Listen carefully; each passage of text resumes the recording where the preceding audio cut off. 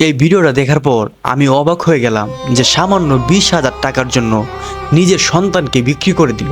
টাকার কি এতই দরকার ছিল? টাকার কি এতই প্রয়োজন ছিল?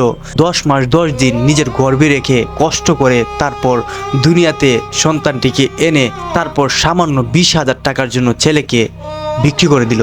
তারা কেমন মানুষ যারা 20,000 টাকা দিয়ে মায়ের বুক থেকে এই ছেলেটিকে কিনে নিল? তারা চাইলে কি এই 20,000 টাকা তাদেরকে দিতে পারতো না?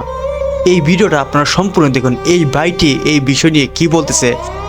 আপনাদের কাছে এই ভিডিওটা একটা শেয়ার ভিক্ষা চাচ্ছি, কারণ আপনার একটা শেয়ারে এই পরিবারটার কাছে আমার এই ভিডিওটা পৌঁছে যাবে এবং এই পরিবারটার ঠিকানা আমি খুঁজে পাবো, এই পরিবারটার সাথে যোগাযোগের সুযোগ হবে এবং এই মায়ের কোলে যত টাকার বিনিময়ে এখানে এই ভাইটি বলেছে এই ভিডিওটা আপনারা শেয়ার করে দেন, এই ভিডিওটা যেন এই পরিবারের কাছে পৌঁছে যায় আর আমরা যেন এই পরিবারকে সাহায্য করে এই ছেলেটিকে আবার তার মায়ের বুকে ফিরিয়ে দিতে পারি।